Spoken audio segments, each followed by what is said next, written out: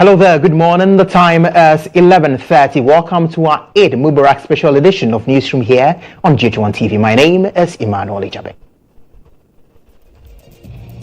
In this bulletin this morning, MP-elect for Asin North, James Quayson, expresses disappointment over President Akufo-Addo's jail comment regarding his criminal trial. Says he was treated unfairly by the state.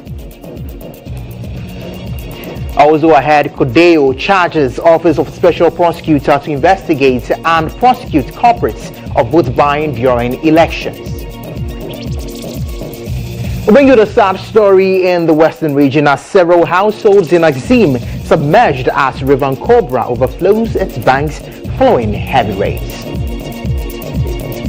In business this morning, Kumasi tanker drivers join strike over deplorable roads. We'll bring you up to speed on this particular development. And later on the international front, Russian attack on Kramatorsk kills 10 people.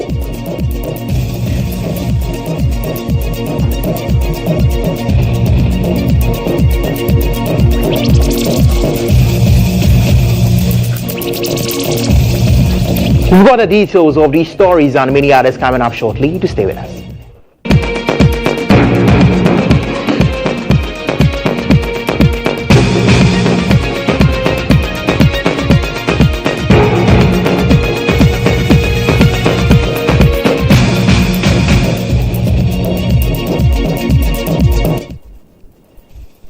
Welcome once again to the bulletin. Is live on DSTV, on GoTV, and on our social media pages at GHOne TV on Facebook and Twitter. We begin in the Western region where an overflow of the river Cobra has reportedly flooded approximately 70 to 80% of households in the Gura enclave in Axim.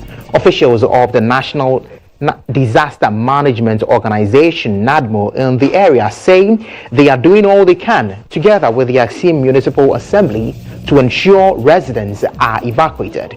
The flooding follows heavy rainfall in the area over the last few days. Most of the towns close to the river Cobra have been submerged due to their low-lying nature.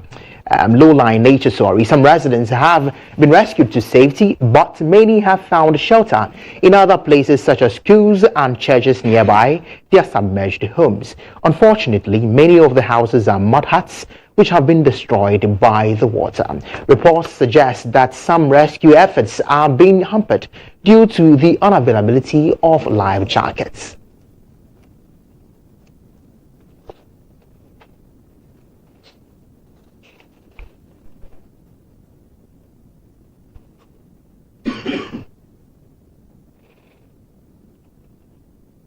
Let's talk to the Western Regional NADMO boss, Abdul Ganiyu, on this matter. Abdul, many thanks for joining us this morning. Hello, good morning. Yeah, Abdul, bring us up to speed. Has there been any casualty so far in the area? And is this the first of its kind? Good morning to your challenge viewers. What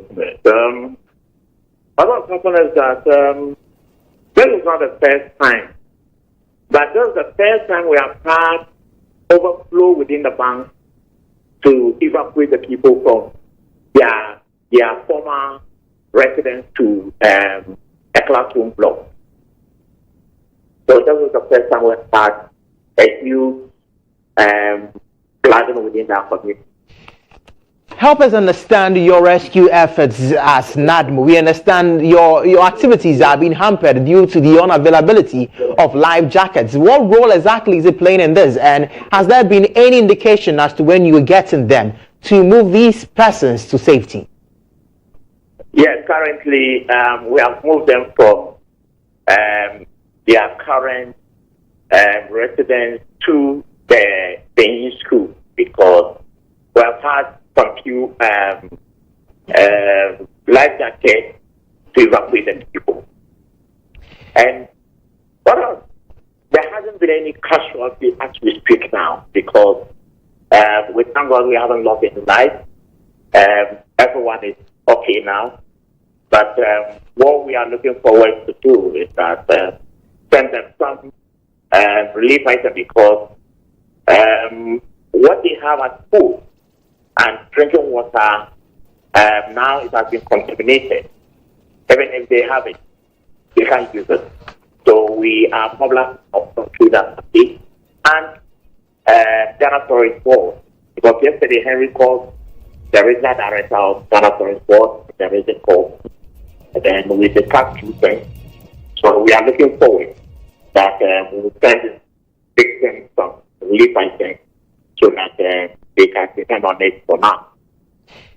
Now, Abdul, in your earlier remark, you did indicate that this is not the first time it's happening. I mean, we are happy there is no casualty and really some relief has been brought to these residents. But if more forward-looking approach, what is the consideration by NADMO when it comes to this? Have you given anyone an earlier? Are you giving it now? And what is to come? Yes, when it's about to enter into a season like June, which we are all aware that it will be a rainy season, definitely we send a warning to residents within that community. Most especially when we receive some warning from the meteorological department, we send it to across our region and within our local areas through the local reviews within that community to announce that there will be more raining coming up. So those living on low areas must take well because if not, it can flood at any time because of the magnitude of the rain that will be coming. So as we speak now, yes, we did that. But we are hoping that after this, there will be a lot of engineering work that will also be added up to ensure that there won't be any obstacles to them. Even if there will be any incident, it won't be like the way we are seeing now. Abdul, I must say that efforts being put underway by NADMO are laudable, but you mentioned some areas, you indicated 9 of them. I would want you to tell us exactly, we know this is happening in Dura, but which areas specifically do we have this particular incident being recorded? And do they fall part of the 9 areas you are mentioning? It's more than 9 areas within our catchment area in the region. We have had almost several municipality or district or metro being flooded one way or the other. So we have been affected seriously with this current rain in the region. I want this on our screens now. We're showing viewers the flooding situation. Generally, what we got is Dura in Axim, but I would want some specifics as to where this is particularly happened. If we can give us a name to the place. Yes, in Dura. Dura Axim and Salma is a community within my East municipality that has been affected seriously. Then you go to Ahanta West. Ahanta West, Princess Town, Duaurazo, Ewusejo, Akawai, Funko, all these areas have been flooded this time around with this heavy rain that we are facing in the region.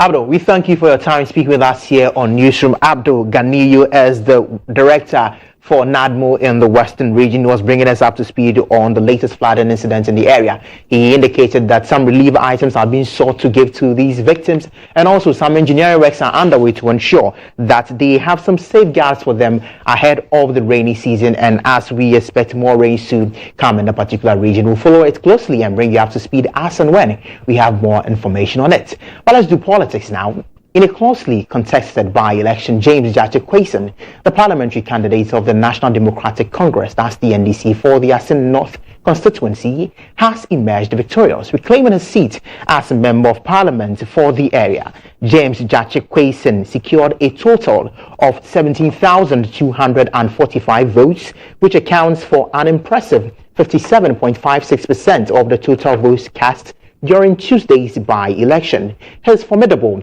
performance allowed him to surpass his opponents, Charles Opoku of the NPP and Bernice Enyonam Sefenu of the Liberal Party of Ghana, the LPG. Charles Opoku received substantial support, garnering 12,630 votes, representing 42.02% 0.15% of the total votes cast.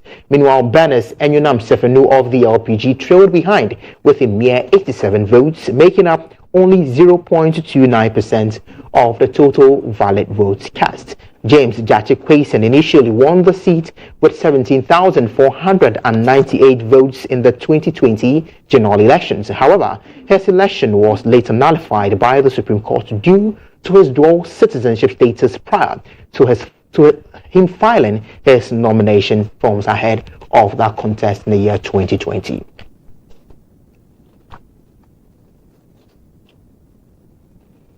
While reacting to his victory in the by-election, James Jachekwason expressed his deep conviction that he was treated unfairly in the previous election nullification. According to him, the outcome of the recent by-election serves as a vindication, confirming that he had won the seat fairly the first time round. I haven't swayed at all. I'm still going to be pursuing the same agenda because that's the mandate that I send out people have given me. Now, this is a victory not just for myself. It's for the people of Asin North, and in fact for the country Ghana. Hopefully one day we'll pursue a good direction of justice, and also to realize that politics is not about sharing money to citizens and get a vote. It's about development. Democracy itself is about development. And we're going to set this trend along to make sure that people who are represented get a fair share of the national cake and how to develop their communities. I believe in the rule of law, and I do things according to the law, right? And also I had the support of my constituent, all the people of Asin North, not just even Asin North, because people alone, my NDC fraternity, then I got people from even the other side of the aisle, which is MPP, who are supporting me.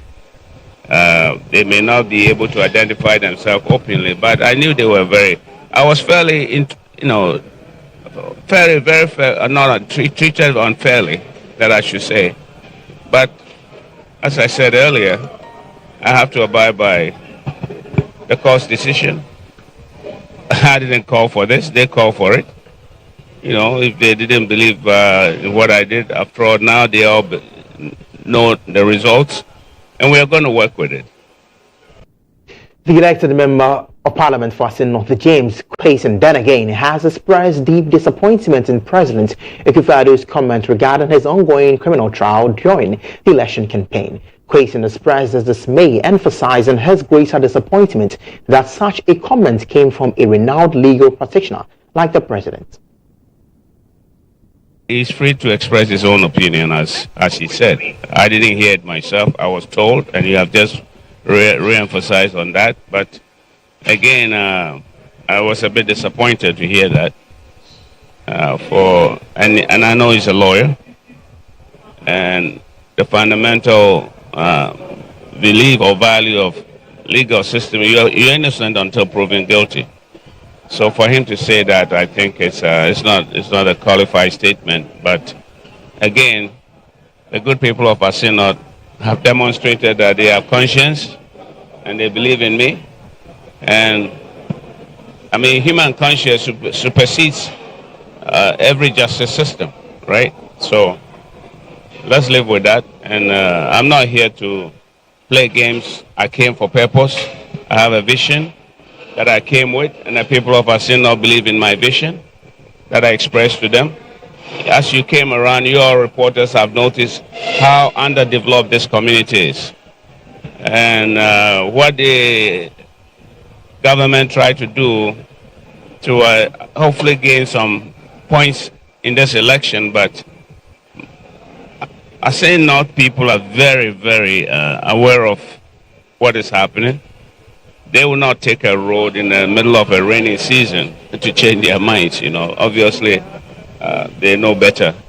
Meanwhile, Sami Jemfi, the National Communications Officer of the NDC, has attributed James GHOne's victory in the Asin North by-election to the hard work and credibility of the party. In a statement following the election, Sami Jemfi praised the NDC for its relentless efforts in mobilizing support for GHOne and rallying the party's base in Asin North.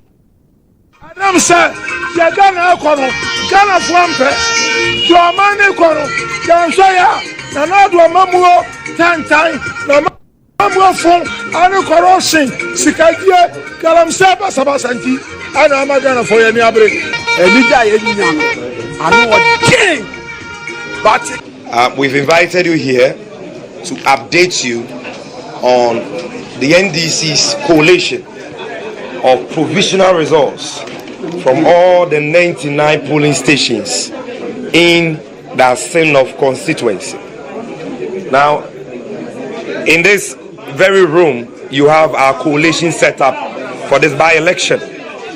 And this coalition process was handled by a team led by Comrade Roger Jemfi, Comrade Atabuaten, and the NDC's Elections Directorate, headed by our acting National Elections Director, Comrade Amate.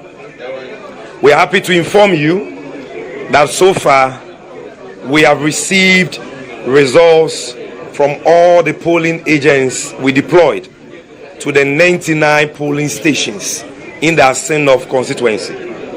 But even before we take you through the results, let me introduce to you the man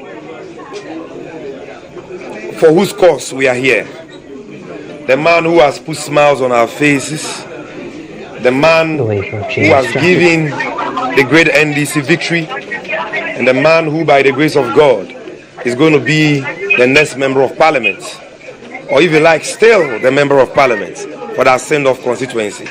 Honorable James GHOne is in the house. A round of applause for him.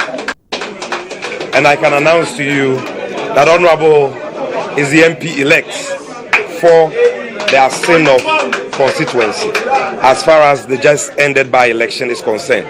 Well, in the wake of James GHOne's victory in the Asin North by-election, members and supporters of the NDC in the constituency have expressed confidence that this outcome foreshadows the party's triumph in the upcoming 2024 general election. Speaking exclusively to our correspondent Yabwe John this morning, several NDC members highlighted Kweson's win as a clear indication of the party's glowing popularity and widespread support among the electorate. They believe that the success in Asin North reflects the sentiment of Ghanaians who are yearning for a change in leadership.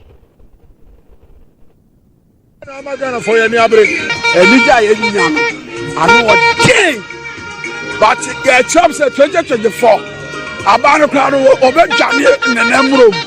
I didn't pay any artists. Yes, Obama 20. Now, Joe question your city on Yamia Sano, or thankful to me said that Abu Brocosia, Obama and Day, Aquan Wajani, tell my room to be maybe on track, tell my room to me, I had to say from a wall, I had to say from a woman. 2024, it's a clear victory for JM. 2024, no doubt. MPP should know that this time around they cannot take Ghanaians for granted.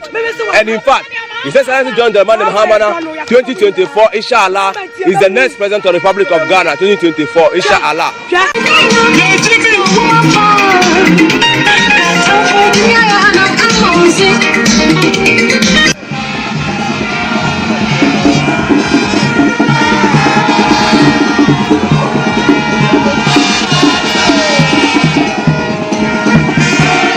North by-election, the Coalition of Domestic Election Observers, CODEO, has called on the Office of the Special Prosecutor to take immediate action and launch an undercover investigation into the alarming issue of vote buying during elections in Ghana. CODEO's National Coordinator Albert Ahen stressed the urgent need to identify and prosecute those involved in these illicit practices, as doing so would serve as a deterrent to potential offenders. He was reacting to allegations of vote buying during the just ended Asin North by-election. The laws of elections were followed. 1. 2, when it comes to the setup, like you go to the police station in the morning, the layout was excellent. The administrators of the election, that is the EC staff, were up to standard. And what I would say in addition is also that especially the BVDs were working effectively. There were days when sometimes we go for elections and you put your finger on the machine and it wouldn't work. And people were frustrated. Sometimes they will bring soap to wash your hands, and these kind of things, we are not seeing them anymore.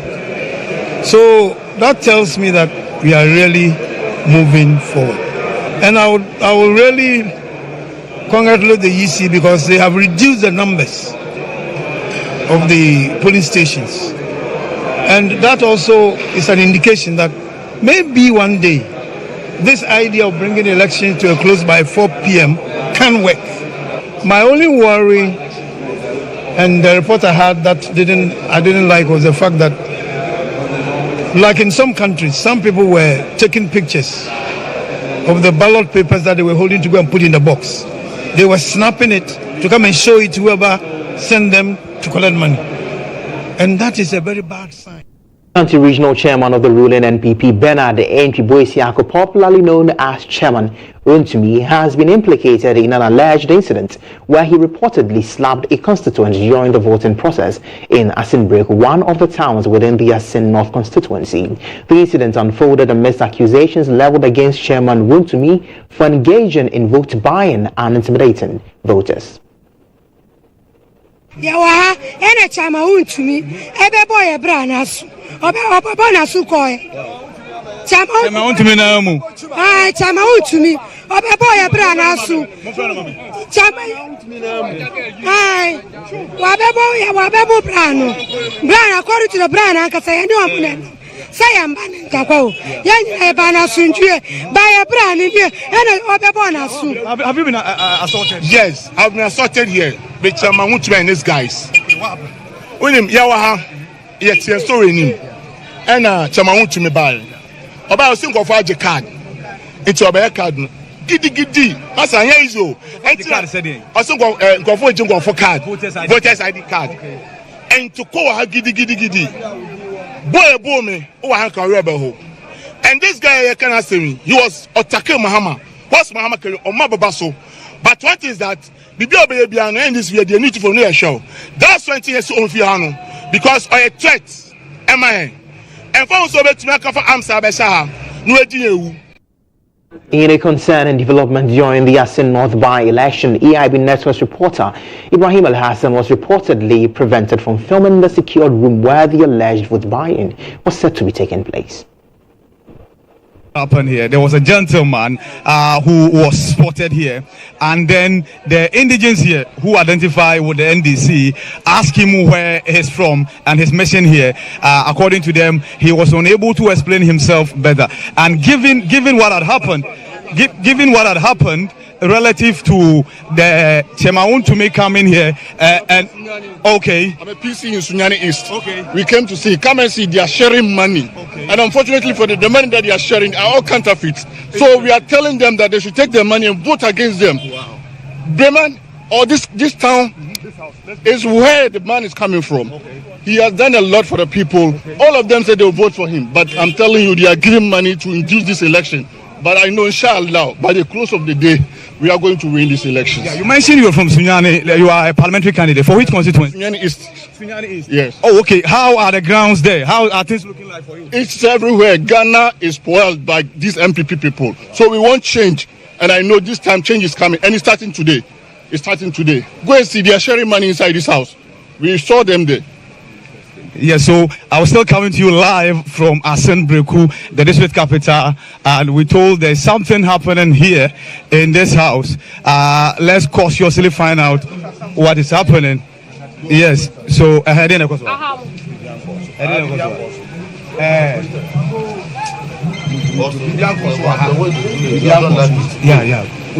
No, go. Go, my brother. Go. No, go. Go inside the park. No, because there were allegations that were made. So I beg. So no allegation. No. Back outside. You don't speak outside. No. Me have to speak the one. Back outside. Hey, huh? No. Don't should have allegations. CSR and it's very soon. No, because there were allegations that were made. So I beg. So no allegation. No. Back outside. You don't speak outside. No. Me have to speak the one. Back outside. Hey, huh? No. Don't should have allegations. CSR and it's very soon. Hey. Oh, okay. You're still watching Newsroom here on GHOne TV. We are back with more after this break.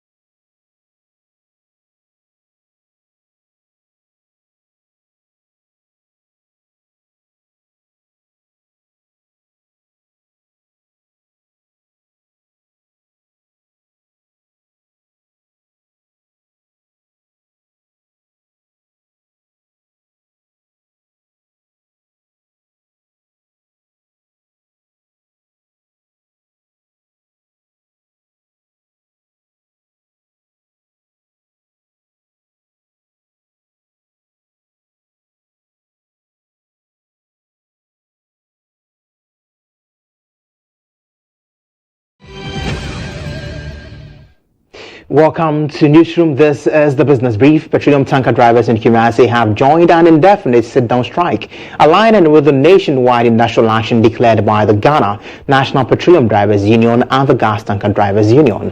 The strike has been initiated in response to the poor condition of roads, particularly the Kasi Junction to Kumasi Bost Oil Depot route. There is more on the following report. The chairman of the Ghana National Petroleum Tanker Drivers Union, GHOne Newsroom, addressed the media on Monday, June 26, 2023, explaining that their services will remain withdrawn until the road situation is effectively addressed.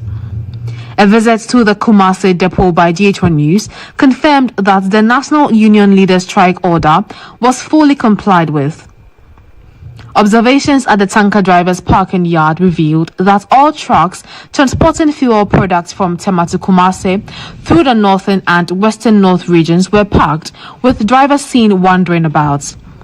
In an interview with GHOne News, Sambian Edward Baba, chairman of the Ghana National Petroleum Drivers Union Kumasi Central Command, emphasized that the strike will continue until the government takes action to fix the roads. We are on strike because of the nature of the routes leading to all the depots, all the petroleum and gas depots in the country.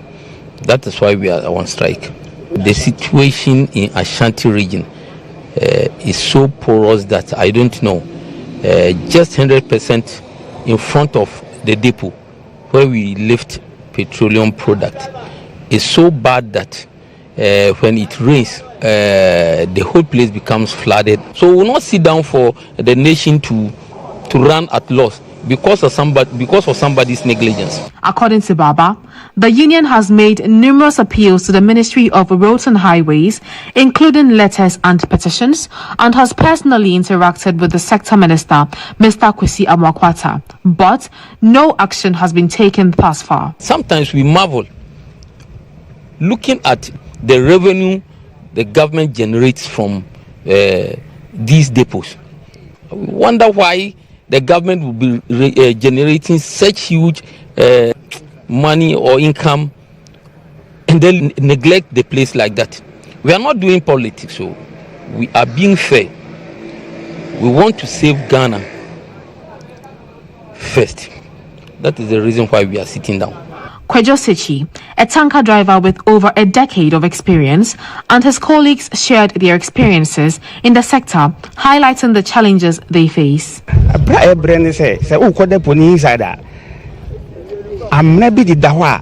Even say, oh, Kabi crown, Kabi born somewhere. Oh, the Yamia, the Ankra, Bemuni at 20 years, and as an Indian bit me at 20 years. You will be a 1 year, also Unyabutre.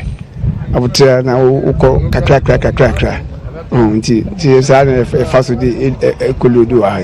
Oh, send the idea, who dear Benyaka now, you also Yaku could do. Do film.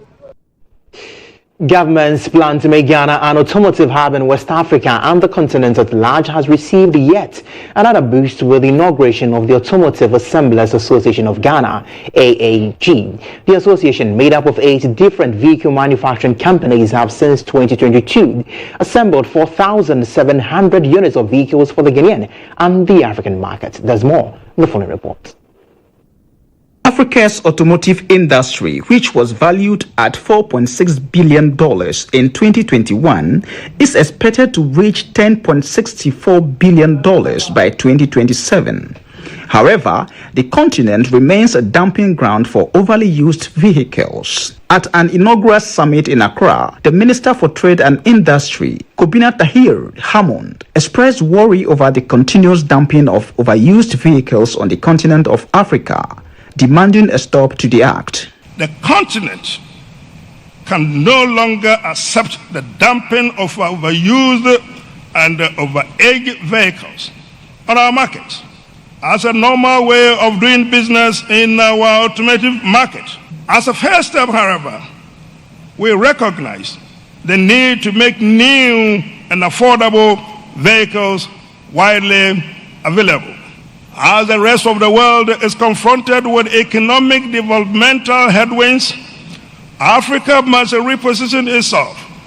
Speaking at the summit, President of the Automotive Assemblers Association of Ghana, Jeffrey Pepper, noted that the sector has so far expanded the financial sector through the value chain, gradually becoming the backbone of the country's economy. We are creating a new economic backbone for Ghana and the sub-region, because we believe in auto industry, what the leaders in the developing world have been doing, and we are sure that with auto industry we can shift from cocoa, we can shift from other cash crops, which has been centuries our backbone, into auto industry, which will be also a game changer for our economic backbone.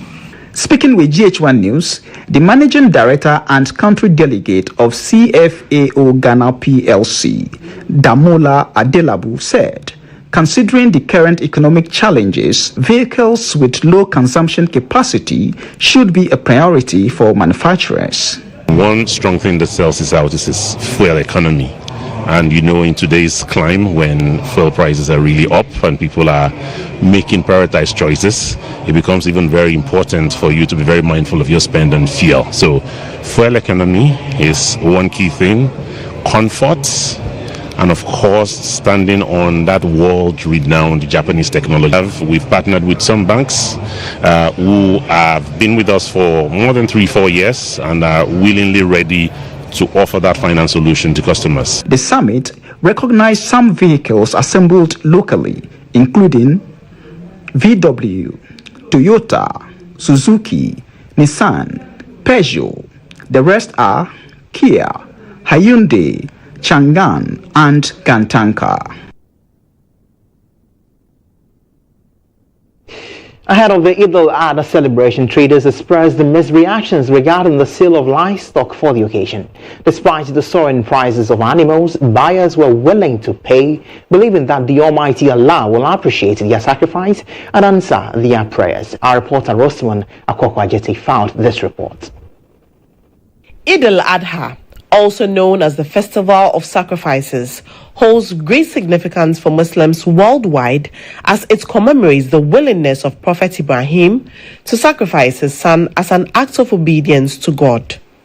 Traditionally, Muslims mark this occasion by sacrificing animals such as sheep, goats, cattle, and camels. In the face of teething economic challenges, record inflation, and the instability of the city, faith seems to be overriding cost considerations for buyers as they seek to celebrate the occasion with their families and friends. Our news team embarked on a visit to various parts of Accra to assess the state of business ahead of the celebration. The findings reveal mixed reactions among traders as prices this year have significantly increased compared to last year. Ahmed Mohammed Ba, a ram trader at Nima Roundabout, attributes the price hikes and low patronage to the depreciation of the city. This year the things are too costly because everything go high, the transportation, and then they increase everything. So our currency to come down. That is the reason why. Because on the other hand, Zakaria Yahya expresses satisfaction with his business this year, noting that despite the higher prices, buyers are still making purchases based on their strong religious beliefs. Well, I should never sacrificing. You know, go here, you act on me. So, the baby, my family, my job. And no, le baba, le ke small white. Hey, small white near that. Ke okele 10,000. Le ke baga shi uchino pu. Ya sheke hanu boni. No le lord you energy no news mo enye e pebu. No banya baga shi local ni banya baga shi e outside pu le ke ba no ni tue mo. No ko check price pu ke baga shi uchino no e mo Kenya. Jamila Aliyu, a buyer, shared her surprise upon realizing that the prices at market exceeded her initial estimate of 2,500 cedis for purchasing a ram for the sacrifice. When I was coming, my expectation was around 2,000, 2,500. Then I can get a sizable lamb to do my sacrifice. But unfortunately, when I came, the price they are mentioning is so outrageous. Last year, I bought a cow. It was around, let's say, around 5,000. It was very big enough. But today, 5,000, I'm not even seeing the lamp I want to buy from that money. Faisal Abdulrazak, a camel trader along the Kanda Highway, points out that although camel business is not common among Ghanaians, there has been a noticeable increase in demand this year, despite the higher prices. The camel, the younger ones are 160 after 5 years before they can be used for the sacrifice. So that ones, they are normally bigger than these ones, and then they are around 20,000 plus. It's not common, but then people who can afford it do buy it. So, and then they from Niger and other parts, but now it's common within the farmers. Cattle traders are also with a range of prices this year, with cattle being sold for amounts ranging from 5,000 cedis to 80,000 cedis. However, buyers are showing a willingness to make their purchases without complaints. From 40,000 going, we have 20,000. Right, this one here, I got it from Burkina Faso. Burkina Faso. Got it there somewhere around last year or something. It has to be expensive because taking care of it is not that easy. Don't just we buy feed, we do the feeding too and stuff. We came here yesterday, so most of them are sold. I would say 12 of them. By tomorrow, their owners will come for them. No, not all, because some are young. Because they say when you are going to do, like you have to use cattle who is about or more than 2 years. So some of them are here, we will not sell them. They are one year and some few months. As the Eid al-Adha sales commence, the reactions among traders highlights the economic challenges and the unwavering faith of buyers in making their sacrifices for this important religious occasion. Away from the festivity, the Commission for Technical and Vocational Education Training, CTVET, is taking proactive measures to address the rising unemployment rate in the country. In line with this objective, CTVET has introduced a skills competition aimed at enhancing teaching and learning outcomes. The press launch of the 2023 World Skills Ghana Zonal Skills Competition provided an opportunity for Dr. Fred Cheyasamwa, the Director General of CTVET, to highlight the potential of the competition in driving the country's development. As we know, Ghana is the first country in the sub-Saharan region to be a member of the World Skills International. And Ghana is the 81st member of the World Skills International body. And by extension, it makes us the first West African country to join World Skills International. And World Skills International is a group of people and organizations that together advance the shared social objectives of increasing the provision of skills. With this, we join other member countries in building the confidence of millions of young African people and inspiring young competitors to turn their passions into professions. We know that African continent, and by extension again, Ghana has the youngest population in the world, and we will continue to have the youngest population for some time now. CTVET, as a player in the field of technical and vocational education and training, World Skills International is also dedicated to the didactic concept of learning in competition, continuing education for trainers and HR managers, career orientation measures, and specialist topics such as digitalization of vocational education and training, and the world of work for the future. And the future is here. Let's bring you up to speed on some sports news now.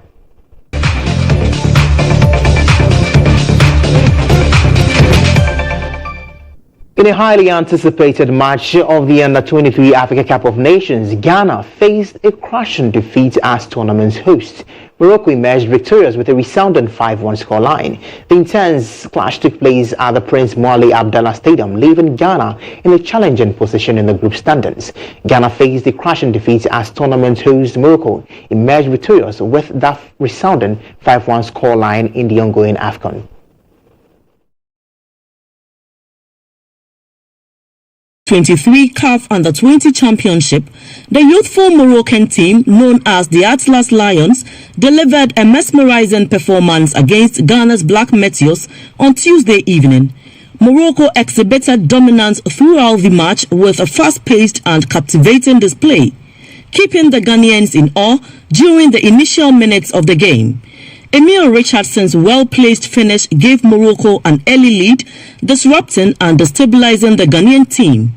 Ismail Sabai-Barry brilliantly doubled the advantage from close range, eluding the offside trap with a delicate chip over the goalkeeper.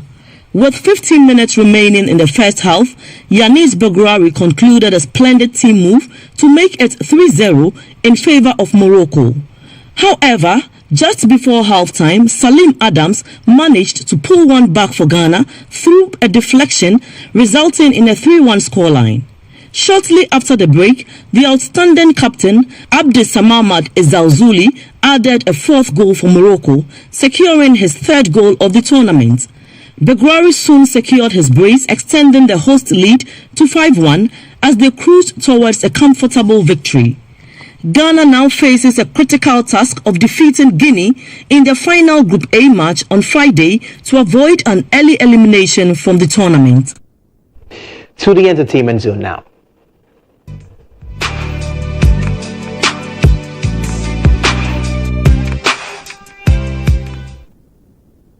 Musician Michael Owusu-Addo, popularly known as Sarkodie, has in a newly released track titled Try Me, told his side of his involvement in the life of actress Yvonne Nelson. Yvonne Nelson, in chapter 8 of her recently published tell-it-all book, a memoir, I Am Not Yvonne Nelson, revealed that she had an affair with the rapper in 2010, which had resulted in a pregnancy, and also recounts her decision to terminate the pregnancy because the rapper did not accept responsibility.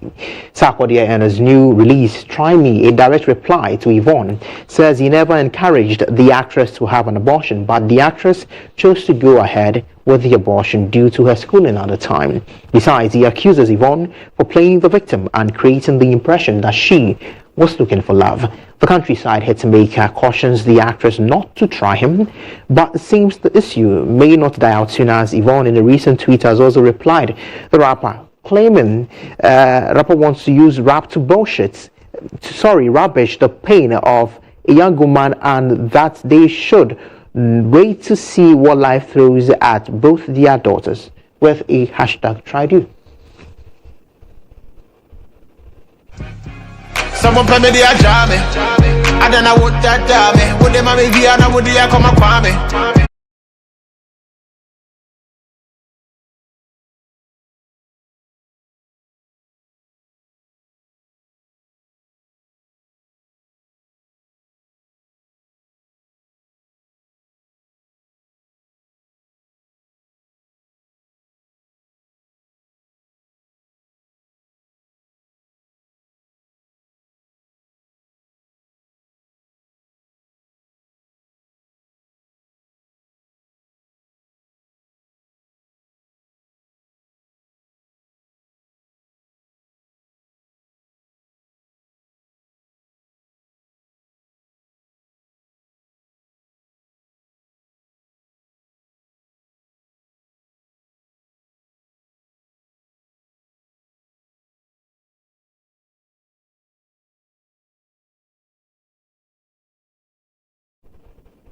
Well, Sack says try him, but Yvonne Nelson, in a series of tweets, has actually told the rapper that if he wants to use rap to rubbish the pain of a young woman, they should wait and see what life throws at both their daughters with the hashtag #TryDo on the Youth's Learning.